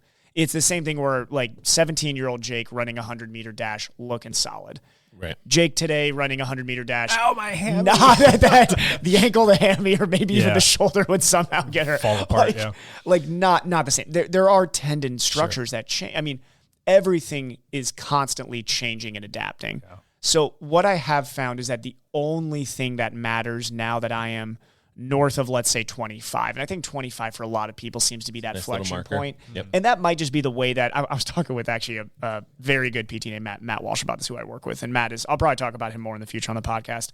Matt has a track record that is hilariously amazing as an expert. The guy's worked with many an Olympian, worked with Kenyan runners, one specifically that we've talked about on this podcast. And I mean, just an amazing wealth of knowledge. But we always joke that sometimes I think these aging flexion points are actually how your society is structured a little bit. 25 is usually that time. Let's say you were a collegiate athlete. Yep. You come out with good fitness out when you're 23, and Matt's probably perfect at this. You kind of, example. If you're fit, you kind of want to stay fit for that like year or two after college, and then life hits you. Mm-hmm. And let's say you have a kid, then like at that point, job and big life job hits you. thing hits you. So now all of a sudden, 25 is that point where your life structure changes. Yeah. So I see very few people make it through that. You're probably one of the few people I've seen. Oh, it's a very small percentage of people. Yeah. This is what I was going to say too, because I never really got a chance. When I was 25 years old, I had started a business. Yep. And there you go. That was like all consuming. And then I got married when I was 28 or 29. And then we started having kids when I was in my early 30s. And like all of these life things were happening. Yeah. I barely got back into riding bikes in my early 30s, not because I wanted to go out there and race and get faster. Like mid 30s when you started getting fit on the bike again, right? Yeah, it was like early 30s when I was just using. I'm like, all right. I looked in the mirror. I'm like, all right, time to get on the bike. Time to change some things here. Like the business is doing fine. Time to get on the bike. I knew that I was a competitive person. I knew that I had that in my tool chest, if you will, of being able to go out there and get after it. Mm-hmm. But when I was about mid 30s, about 35 is when I started to really get after it. And from about 35 until I got hit by the car, it was just every year after year, better. Structured, more and more like fitness, faster, stronger, and I didn't feel the ill effects of aging, we'll say, until I was probably like, it was after I got hit by the car. And then that's it. So I think it's these big. Yeah. So Matt was putting it well when we were talking about this, that it's, and I always use Monda as an example because Josh jokes how unfit he was at one point in his 30s. I'm not sure if he's opened up to many people, but I'm not trying to blow him out this podcast or anything, but he'll joke about it. He was a chunky guy, he was not, he wasn't even a shadow of how fit he is now. Now in his early 20s, he was crazy fit. He was like the guy in the triathlon scene here. So I think I dodged him, right? Because it was you did just barely. I was not here, and then he was just not doing triathlon, and then I was like, when you were all in on triathlon, when you were all in and winning and everyone, doing well. I feel like I knew everyone, and then I'm like, oh, who's this guy? This guy comes back, and you're like, who the heck is he? Who is this guy? Well, Lance talks about the time that he raced against him as well. Yeah, exactly. Spoke by Josh. Exactly, yeah. And it's, I think it's, yes, there are going to be flexion points. And I think Joel Friel puts it really well in his book, Fast After 50, where he's saying there are really marked physiological changes at like, especially that north of 60 range. Yeah. But you really don't see them massively until that 60 flexion point. Yeah. And that might just be the law of nature, that you're not going to be running a super fast 5K at the age of 67. Yeah. It just can't happen. But I think you will see people within that, and I'll give a bracket, not that this is any research, but I think that Joel, who knows this research much better, would probably agree it's this range, is 50 to 20. There's going to be changes in how your body responds to training. Mm-hmm. But as long as you're smart and consistent with that, you can still gain a lot of fitness. And I think Jake is actually, both of you are awesome examples of that, because you look at, so I'll say Matt, when you were 21, 22, great 5K fitness. Sure. Your tendons are probably at the best that they had ever been at that time before, unfortunately, like injuries gathered up at that point. So you had great spring, great capacity, but probably not quite the overall aerobic load of volume that you had when you PR'd your Ironman. Right. Which was years later. Oh, yeah, like 15 years later. Yeah. So it's the same idea where if I was to take one of these super fast ITU guys at the age of 22, 23 and be like, throw them into an Ironman and be like, put down your best performance. You should be at the peak of your athletic career. Mm-hmm. Not going to happen. That guy might be able to do that at 35, 36, and Jan Frodeno's even proving maybe north of 40. Yeah. But it's I bet Jan wouldn't say, man, I can run my best 5K right now. Probably not. Like not going to happen. So I think it's just shifting your expectations. So like for me at 31 right now, I am very committed to making the next 5 years of my life the absolute epitome of what I can do athletically. But if I wanted to say 10 years, I'm not going to say that I probably could get faster over 10 years. But in 5 years, I plan there's going to be a life change probably at some point to where time's not going to be there. Yeah. You know, I mean, it's just, and that's what it comes down to is Jake hit a point in his life in his, 25, let's say 24, 25, where it's like, I'm working 12 hours a day, gonna get married, gonna have kids. Yeah, that takes all of that time. And more importantly, it takes sleep away then. Yeah. And, it takes that stress. Now you just replace that lack of sleep with more stress. Yep. So it's like, those are the changes in life I think that are more important. The next 10 to 15 years for you are going to be fantastic, though. You've got so many good things to look forward to. And, maybe your pro triathlon career will start to slowly taper off. But, for all intents and purposes, I mean, you're not going to obviously walk the same line as me or Matt or whatnot. But, like, my fastest and most fit years, you're still 9 to 11 years away from that. Yeah. And so that's kind of a fun thing to think about. Granted, I wasn't training it as an early of age as you. I wasn't at that high of a level, and I didn't have a bunch of stuff. But it's still that's similar. Right? But you start at a certain point, it is like you can extend it for longer. I think that people sometimes, and I see this in people I coach at triathlon, is they're always looking at like a year-long window. Yeah. Here's a tough part with endurance sports, and you guys get this better than anybody, is like, no, look at a 10-year picture. Yeah. If what you're doing right now is not sustainable with your lifestyle, like and this is going to be a hot take, ready for a hot take here. If you're the person who got into triathlon, I'll say cycling too, but I don't see this as often in cycling. I see this in triathlon. If you're the person who got into triathlon because you were out of shape, sad, angry at your life for whatever reason, and you shove yourself onto triathlon and shove all those other responsibilities away, your family, your job, all that stuff. You're like, I'm just going to focus on Ironman right now. That is so the wrong way to do this, in my opinion. On so many levels, it's the wrong way to do it. What should happen is a slow integration into a sport that is fun to do for your whole life that you can include your family in. If your family ends up hating triathlon, you did it. Like in my book, you did it wrong. And I know guys at my age who are trying to run that pro line, and their wives already, they hate it. They don't even have kids like I do, and their wives hate it. I make sure that everything I'm doing, Cassie's a full part of that. And you're smart, man, though. You married a triathlete. Oh, yeah. But also the way she looks at triathlon is way different than the way that I look at triathlon. And she might be a road cyclist. I didn't know why. She might be calling herself a road cyclist after this next year. But it to me was, as soon as Cassie's not having fun with it anymore, I'm not having fun with it anymore. So then at that point, it can be, pro career needs to be done. I'll race locally, all I need to do is convert Cassie to a roadie. and then all of a sudden, Matt, but Evan, like a year or two later, is like, all right, if we're all traveling to the like California road race scene and all that, then on the weekends, that'll be our future. The thing is that with you is you haven't really tried full distance Ironman yet. That might happen this next year. I think it's There's just a good chance. I mean, it doesn't have to be this year, but like for we talk about looking backwards, but looking forwards for you. that is potentially going to be your best distance. That does seem like what I'm a little bit scared of. Yeah. To be honest, you should be scared. I'm of it. more I mean, scared it's of ridiculous. me going into a full race doing really well, and all of a sudden, me and Cassie have to sit down and talk about like, do I need to focus on this for the next 4 or 5 years?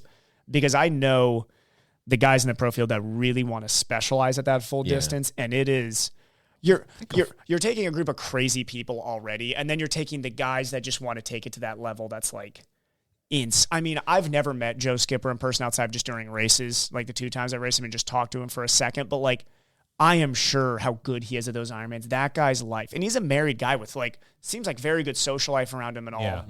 That's a level of operation. I mean, you're dealing with the most type A best people at time, organization, and energy I'm sure expenditure. You could and do Cassie it. could definitely do that. And You I could don't. do it. Yeah. Your training volume's not going to change that much. really That won't. much. So you're kind of already doing the hard part. Yeah. And it's like, what if be a you truly changing the step into type. it and you're like, oh my God, I'm really good at this. Yeah. I actually kind of like it. As long as you like it, Yeah. and you don't feel like somebody's forcing you to do it, do it. Yeah. They're bigger.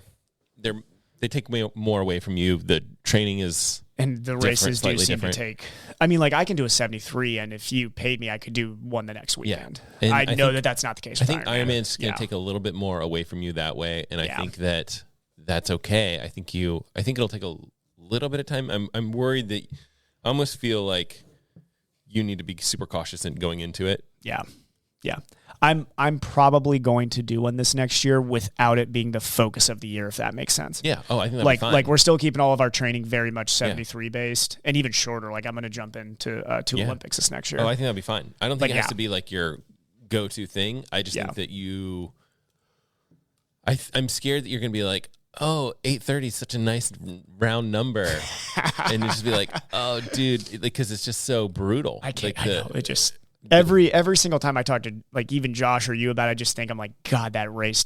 Nobody does an Ironman gets to the end of that day and they're like, that wasn't that You're bad. like, I could have gone harder. No, it's like Never every happens. single person I talk to is like, that was a life-changing emotional experience. I'm like, that sounds brutal. I think Like, I think what you would need it's like to nobody do. just race across America on a bicycle and is Right. like, No, it's yeah, not bad. I'll do it next year. That's I think but you've done events like that have been that hard and you've done Yes. well. Yes. I just think that you would need to work. I think your coach would be really helpful with this, where it's like, you do not bike harder than this number. Yeah. And then when you run like, whatever it is. cannot run your first 10K at 6:10. Don't race like me. Don't do what I did. Well, I mean, Matt got to see my breakdown and pacing planning live time, so that was Well, you'll see. You'll see. It'll be exciting to see your race wherever It you will be. decide. Which full would you consider doing? Arizona would be the one that fits best in the schedule. It's fast. Yep. I think it would be the most reasonable to do. It's a good time of year to do it too. Yes. Temperature wise, weather wise, it's usually It would be pretty fun to go out there and watch him race. good. Yeah. Shall see. Yeah. Okay. All right. Ready for me? Hot seat. Go, Jake. All right. So if you took every single podcast that we've recorded and you laid them down end to end, Oh man. did you Rank know that them. it would take you over 15 days, solid, Of not nonstop, sleeping. to listen to Not all sleeping. said No episodes? sleeping. 15 days. Yeah, over 15 days.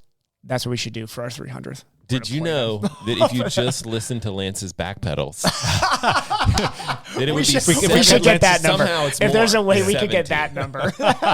If we average it out to about 20 minutes per podcast, is Lance's Sure, back somebody pedal. out there might have the time to do that. His name's Lance Hepler. That would be funny. Lance, what I want you to do is rank our back pedals. I talk a lot. I do wonder if I have longer back pedals than Lance or he has longer than No, me. Lance Lance has got your hand down. You think Hands Lance down. beats Oh, me? yeah. Yeah. Out of curiosity, too, if you get your phone up there, where in the world is Lance Hepler? He's in the Greek islands somewhere, but I'm sure Matt can do a little find my. Is he on the cruise? Yeah, he's down there in Greece Oh, looking is at he all Greece? the. Yeah, cool I things, saw a bunch of the ruins pictures that he was doing, which was awesome.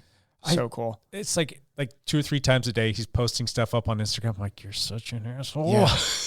I want to be there doing all that stuff. Dude. Is this That's hot awesome. seat question? How much you hate Lance Yeah. Hepler on a scale of 1 to 250? Or is this? He might not have self signal where Uh-oh. he is. That's crazy. Okay. I wonder how this ranks in terms of like his all-time favorite trips. I mean, the This will be stuff up he's there, getting I'm to sure. do, it's definitely top 5. He's done some but- very cool stuff before, but I'm sure this has got to be up Yeah, there. since I've known him, he hasn't done something that's this cool. I Yeah. mean, all of the things, when you take all of it and like put it together, Yeah. it's pretty spectacular. So Belgium, yes, on Greece. Greek islands, he's on a boat somewhere in between Greek islands. On the east side of Greece, like towards Turkey. Oh, I know a good coffee shop around there. 8 hours ahead, I think, where he's at, if I'm not mistaken. That So that puts him at, we're recording this right now, it's 12:30, so like 10:30 at night. So he's probably sleeping. Maybe on the boat. Old man, he's recovering, right? Yeah, exactly. It's exhausting being Anyway. on a boat. What's great is when he comes back, he's probably gonna be in the worst shape of his life, and I'm gonna be like, "Let's go bike." That's why we need to bring him on and be like, give us your last 5 months progression of fitness, and then just have him say it on. So anyway, you got 15 hours, or not 15 hours, 15 days, 24-hour days With of podcasting. podcast. Yes. What are some of your most memorable moments on that? And then the other thing is, what keeps you coming back every single week to do with these? I know that we don't all make them. Well, We don't almost always make. I've make all of them. I've made every single one of them. Jake has made every single. Actually, is there a single one you've missed? No. I don't know how we would have done it if You can't do it without him. Yeah. We recorded before I got hit by the car, and I was in my hospital remember bed that. editing that to. I don't know how I did that, and I uploaded it from the hospital, and Yeah. then we recorded again. But- Thank goodness for good hospital Wi-Fi. That would have been bad. man. Otherwise, that's. So like a memorable moment, Yeah. and then why do you keep coming back? And yeah, I like all the I like the live episodes. Those are Yep. Those easy are to always pick fun. out. Yep. They're easy to pick out because they're fun, and I just like the people. Yeah. that's fun interacting with them. Yep. Yep. I like my actually couple ones that really stick out to me was after I did after Mike Myers passed, we had one where we weren't sure if we wanted to talk about it yet. Yeah. And we decided to. And I do remember, at least for me, and I hope you guys would think the same, that was a very therapeutic session, I think. That Definitely was. yeah. I have to go back and double check. I think that is the most listened to podcast Is it? of all That time. would And not it surprise still me. get listens to Yeah. this day. And I So, think that shows too why people listen, and actually why I keep coming back to is I hope we're informative to some people, all that stuff, but it was, we've all grown up a lot over the last 5 years at very different stages of our life. Lance is on a boat in Greece, so, he's at that stage that we all would like to be at in 5 years from now would be great. But it's been really cool to look back and see that, there's been a lot of growth from everybody over this time. And also, I really note that me going 5 years of my life has been since I was 26. Yeah. So I was in my mid-20s when we started this. Sure. Wildly immature. Still am wildly immature. And knowing, there was not too long ago, I think 2 or 3 years ago now, we did the one where I had to pull out of the race in Des Moines. Yeah.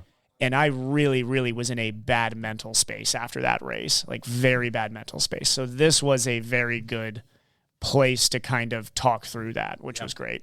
So for me, actually, it's been small therapeutic sessions. This is why I keep on coming back. For sure. And just to hang out with you guys, obviously. Yeah. A couple things for me, and it again, I don't like always talking about it. I don't want it to define me, but getting hit by a car and nearly getting killed and having to go through some pretty traumatic stuff in terms of you're not going to be the same for the rest of your life. My left shoulder is literally handicapped for the rest of my life. It just does not work the way that it's supposed to, is what it is. But the process of going through that and having what felt like at the time everything being taken away from you and not knowing what your future holds and not knowing how you're going to be able to get back on a bike even. It was a very therapeutic process to be able to go through that stuff. And being able to come and talk with you guys about that and be encouraged and just like, hey, you're making all these little strides and reminding me, you get that kind of stuff from your wife, but that's different. It's almost like your mom telling you oh, you're such a good kid. And you're your wife is there to support you, it's your partner and all that stuff, but to have your friends supporting you and doing all this stuff. And just a moment that was a very special one was the very first time that I got back on a bike. Matt was there, Lance was there, and somebody else was there. I can't remember. But anyway, we got back on the bike. Probably, maybe. Was it Sean? Maybe, yeah. Maybe that's what it was. And we just rode for 3 or 4 miles around by my house. And that was just a huge moment for you guys all to be there to support me through that. That was fantastic. Yeah. So that process was good. And it's been a slow burn getting back up and trying to find fitness. And you kind of talked about the whole aging thing and that's another thing. And for a lot of athletes, sometimes that's a hard pill to swallow. When you go from being at a pretty high level to a very low level, and then you're trying to fight your way back and you're fighting against, time, you know, and aging and all that stuff, and like learning how to like treat your body differently. And that's something that I'm learning this year. Like this year in 2022, I'm having the lowest total of hours ridden. I'm having the lowest total of miles that I've put in. This Lower is than the year that I got hit by the car. This is where the Strava end of year stuff. Oh, it's always great when you crush like when you had your like 500 days of cycling. It's like, oh, Strava's great that year. Yeah, it's wonderful. This is not going to be a chest pounding year by any way, shape, or form, but it's almost been kind of therapeutic because we talk about this kind of stuff and you hear from other people like, oh yeah, that happened to me too. Or you can just kind of like put it out there, and we're all competitive people. Yeah.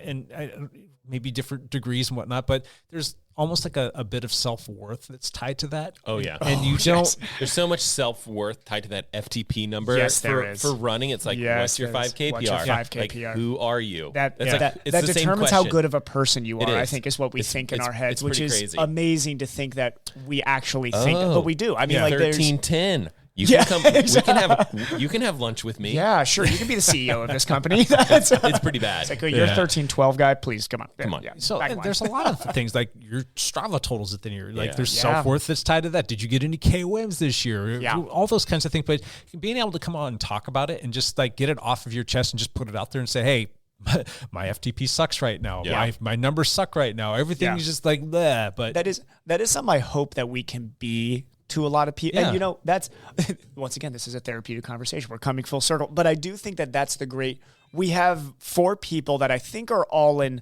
kind of different places in their life a bit. You know, I mean, like, it's almost, you know, you have a kid graduating from high school. Matt's kids are now going into high school here soon. Yep. Lance's kids are 45, you know, because he's 72 years old, still fit, doing great, Lance.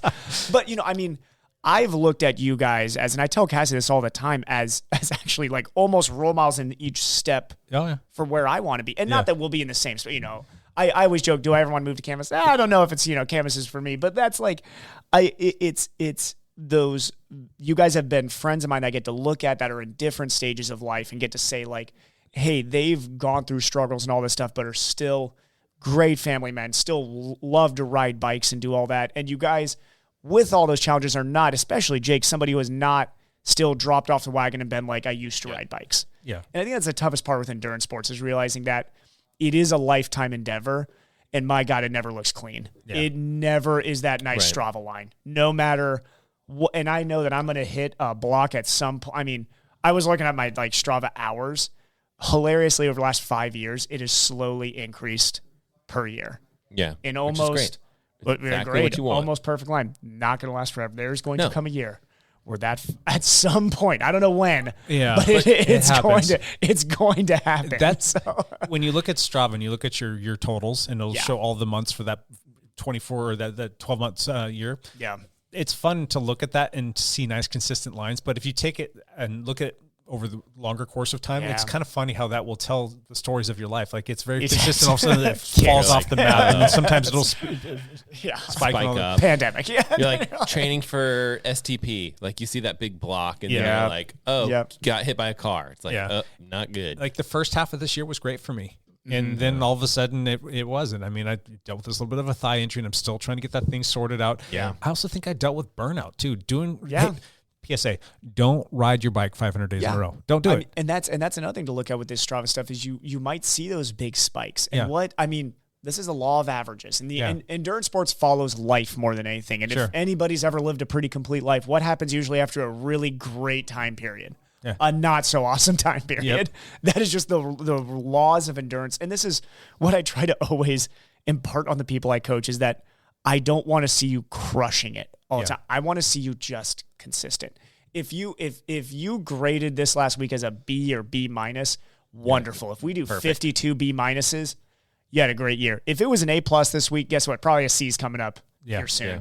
Yep. That is the law of average. That is the end. Nobody's A plussing through the year. Period. Gotcha. And if you are, you're Jan Frodeno, and he's an alien and probably doping. So yeah, that's like, Jan would look. Actually, Jan has not had Jan this year specifically. I hope he's okay. Not that good. I hope he is too. Yeah. Yep. So anyway, that was my thing. Yeah. So good. That's a good hot seat. Any other takeaways for this 250th episode? 250 episodes. 250.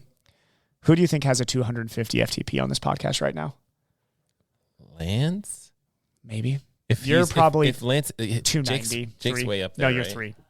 3, right? 310, 320. 340. About 325, 330. 320, yeah. And yeah. Mine is that would have been my mine's guess, actually, below yeah. 250. Seriously? For the first time ever. Is that just what Yeah. Zwift's telling you, or is it really below?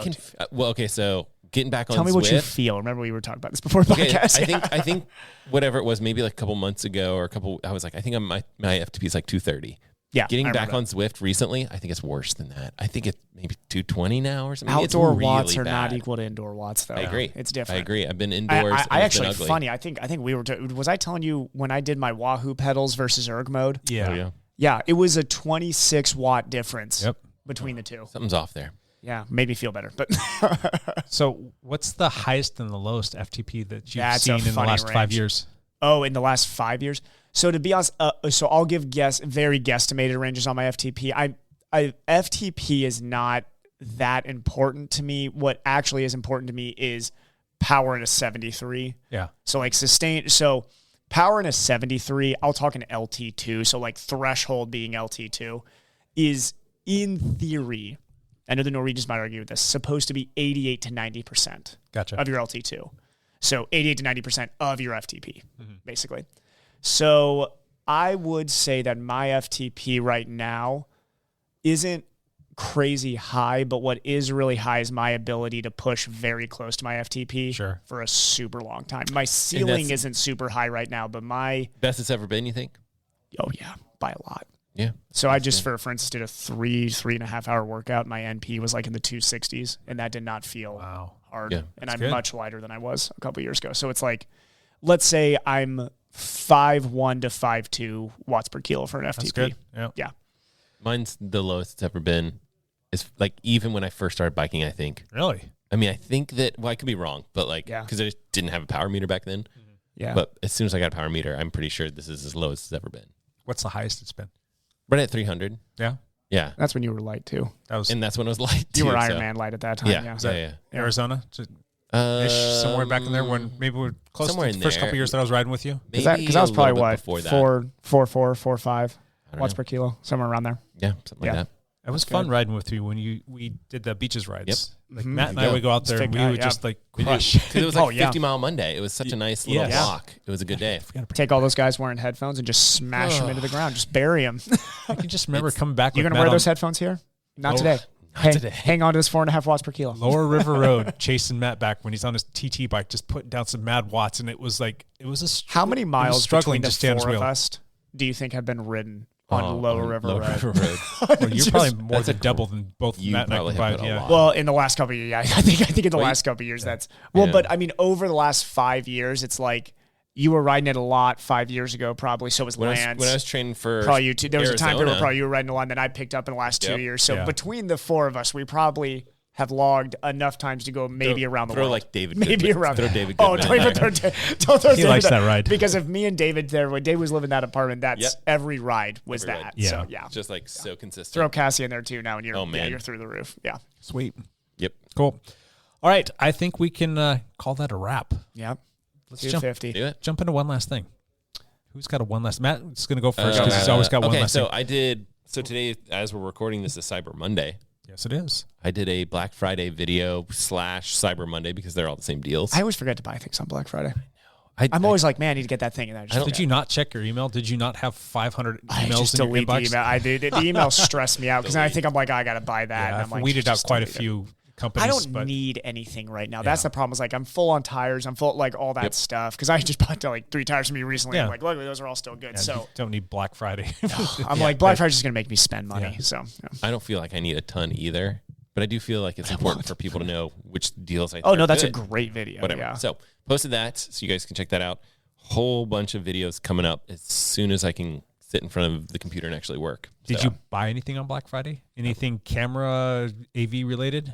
Nothing. Really? This is the You're pretty second. set with what this you is like the right now. second Black Friday that I haven't purchased anything, which I feel is kind mean, of sad. do you feel like maybe you last need year I any- did? Maybe Yeah. last year I did. Do you need to need have- to upgrade anything right now, or is everything pretty? My camera setup is good. I mean, I wouldn't mind having like I really should get like a telephoto lens or whatever, especially if I like go to races, whatever, Yeah. to film stuff. But I feel like I'm in a pretty good spot on a lot of things, especially, and a lot of companies send me stuff like, let's call a spade. Like it's, like stupid. I have such like a backlog of stuff to make videos for. it's out of control. So I do not feel like I need more things in my life. Yeah. Maybe you need to start a second channel that reviews film gear and cameras and lighting and all that other stuff. I would enjoy that. Yeah. Yeah. And drones and that would be rad. Desfit does that. He has he second channel? reviewed, second channel. Actually, and so does Chase this. A couple of the guys have that, and they'll like get a new computer and they'll review it, and they'll get a new such and such and review it. Do those channels do well for them? No. Better? No. No. So they're not up there with the likes of the big hitters. Nope. Nope. I think you kind of have to put all 100% into Gotta go whatever all you're doing. in, Yeah. Yep. Point taken. So, Evan Price, one last thing. Racing this weekend. Leaving Thursday morning-ish. Ish. Yep. Like 11 a.m., so not bad. I slept all the way until 7 a.m. today. Nice work. It was wonderful. Everyone slept well 6:30. last Yeah, it night. was There you amazing. go. Usually 6:30 is like my cap on like the body's going to wake up at this point, Uh-huh. but it made it to 7 today, which was great. I'm trying to like Really race weeks, sleep like coming race in this weeks week. when I know, when I'm like 2 weeks out from a race now, I'm like, okay, Get as much sleep as possible. this is what the fast guys do is they just sleep apparently 11 hours. I'm not sure if I could not force myself to sleep 11 hours, but I can make it to like 9. I can get to 9 before the body's like, dude, time to get up. Come on. I don't think I've slept 11 hours since I was a teenager. I'm not even sure. I'm not even sure my body's ever made it that far. Maybe as a teenager it did a couple times, but yeah. I usually have the hardest time getting past just 7.5 hours, and this is a whole nother thing. It's like my back gets stiff. Yeah. And not everybody knows Got this, to build but up your endurance for sleeping. I broke my back when I was a kid. I was 14 years old and almost was a quadriplegic. I've got 2 6-inch steel rods in my thoracic spine. Thoracic 3, 4, 5, 6, and 7 are all fused together. And just sleeping for long periods of time, or if I ever like wake up on my back is so stiff. And just being in bed for that long, my body just starts to get tight. And it's like, all right, get up, just get out of bed. I think that's part of the reason too. A lot of people don't sleep. It's like, I don't know, when you're young, your body can hold positions for way longer. That's just crash so who hard. knows? Yeah. Don't ragdoll your body. It's not good for you, and you don't sleep crash well. bikes. Yeah. My one last thing, and we talked about this last week. I'm going to talk about it again, but it's going to be TBD right now. That's the Ugly Christmas Sweater Ride that's supposed to be happening this coming Saturday. It's always the first Saturday in December. However, I still have not posted it for good reason. There is a chance of snow that morning on Saturday morning. And if it's going to be like in the mid to low 30s and raining, and Right. It's going to be ugly. not a lot of people are going to want to come out for that. If it's going to be snowing, then it's just not safe to be out on the road. So we're going to post this kind of late, but wanted to get out there, just get on people's radar. And if it's going to be good weather, we'll go ahead and post it up and we'll do it this weekend. But there's a strong chance that we might punt to the next weekend because we want the weather to be a little bit more safe for people to come out and ride. And we want more people to come out and get involved with the kickoff to the Bikes for Kids fundraising campaign that's going to start. I just looked at the forecast, and it's literally just rain as far as you can see. Is it really? No, I don't mind if it's rain, if it's closer to 40. See on Zwift. To any of the juniors that I coach, don't message me on Saturday morning. Just go jump on Zwift and do a group ride together for the said 90 minutes. So maybe we can go out and ride bikes on Hudson's Bay track or something like that. There you go. Yeah. Keep them off the roads and keep them safe. Yeah. So anyway, we really do hope we can have that this weekend. If not, it'll be another time, and as many people here who live locally can show up. Maybe That'd be awesome. From that, it'll be okay. If you don't live locally, go put on an Ugly Christmas Sweater, go for a ride, and then make a kind donation to the Bikes for Kids. We'll post some more information on that as well. All right, you guys, anything else? Nope. Both shaking their heads over there because that translates really well we to are done. Podcast 250, Dunzo. Dunzo in the books. We will be back next week with another one. Until then, bye for now.